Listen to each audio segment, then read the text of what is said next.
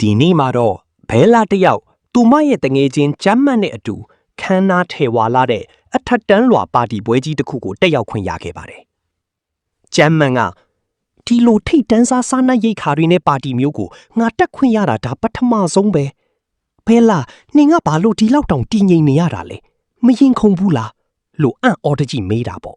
။ဒါပေမဲ့ဘဲလာကတော့အေးအေးဆေးဆေးပါပဲ။ဘာလို့ရင်ခုန်ရမှာလဲလို့ပဲခက်ပြက်ပြက်ပြန်ဖြေလိုက်ပါတယ်။ ပွဲထဲမှာ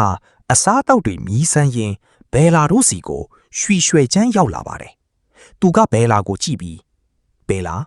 ဒီနေ့မင်းအရန်လှနေတာပဲ။ဒီအနီရောင်ခေါင်းဝင်လေးကမင်းနဲ့တိတ်လိုက်ဖက်တယ်လို့ချီးကျူးစကားဆိုပါတယ်။ဒါပေမဲ့သူတို့စကားပြောနေတော့မှပဲဘဲလာကိုအမြဲတမ်းပြဿနာရှာတတ်တဲ့တုံစီယူကရွှေရွှဲချမ်းကိုလာခေါ်သွားပါတယ်။ကျမ်းမှန်က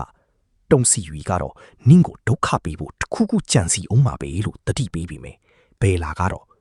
ထားလိုက်ပါ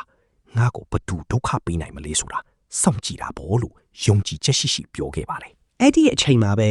ပွဲတစ်ခုလုံးတိတ်ဆိတ်သွားစေမဲ့အခိုက်အတန့်ရောက်လာပါတယ်ဒီနေ့ပွဲရဲ့အရေးအကြီးဆုံးပုဂ္ဂိုလ်ပွဲရှင်ကြီးရောက်လာပြီလို့ကျမ်းမှန်ကစိတ်လှုပ်ရှားစွာပြောနေတော့ခြံရံသူတွေနဲ့အတူခန်းညားစွာဝင်လာတဲ့သူကိုမြင်လိုက်ရတဲ့အခါဘဲလာရဲ့မျက်လုံးတွေအံ့ဩမှုကြောင့်ပြူးကျဲသွားပါတယ်ဒါသုံးဦးမြောက်သခင်ကြီး Mastermind မဟုတ်လား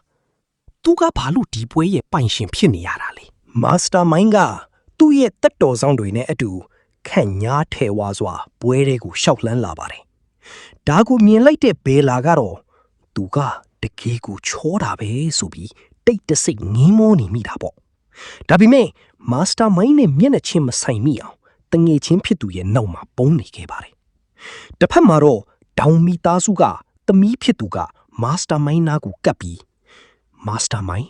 ကျမအဖေကကျမကိုအိမ်တောင်ပြုတ်ဖို့အချိန်တန်ပြီလို့ပြောနေတယ်ကျမမှာစိတ်ဝင်စားတဲ့သူရှိလားဆိုပြီးတော့လည်းမင်းနေတယ်ကျမကဘသူ့ကိုစိတ်ဝင်စားနေလဲဆိုတာ Mastermind သိမှာပါနော်လို့အရေးအချင်းပြပြီးချင်းကပ်လာပါတယ်ဒါပေမဲ့ Mastermind ကတော့အေးအေးဆေးဆေးပဲမင်းကငါ့ကိုစိတ်ဝင်စားနေတာလားလို့ပြန်မေးလိုက်ပါတယ်တောင်သမီးကပူပြီးအနားကိုတိုးကပ်လာတဲ့အခါ Mastermind ကပြက်ပြက်သားသားပဲဒီလိုတုံ့ပြန်လိုက်ပါတယ်ငါမှရီးစားရှိတယ်သူကမင်းထက်အများကြီးပိုပြီးတရုပ်ဆောင်ကောင်းတယ်လို့သူချွဲနှွဲ့လိုက်ရင်ငါတကယ်ကိုရင်ခုန်ရတယ်မင်းကတော့ဘာမှမဟုတ်သေးဘူးဒါတည်းမကသေးပါဘူး Mastermind ကအနီရောင်ဝတ်စုံဝတ်ထားတဲ့ထောင်သမီးကိုငါအမုန်းဆုံးကမိန်းကလေးကြီးအနီရောင်ဝတ်ပြီးငါနာကိုကတ်လာတာပဲသူ့ကိုအပြင်ကိုဆွဲထုတ်သွားလိုက်ဆိုပြီးအမိန့်ပေးလိုက်တဲ့အတွက်အားလုံးရှိမှအရှက်တခွေဖြစ်သွားပါတယ်ဒါပေမဲ့ဇလန်းကဒီမှာမပြီးသေးပါဘူးပွဲထဲမှာရှိနေတဲ့နောက်ထပ်မိန်းကလေးတစ်ယောက်ကဘေးလာကိုလက်ညှိုးထိုးပြီး Mastermind ကအနီရောင်ဝတ်တဲ့သူကိုမုန်းတာဆိုရင်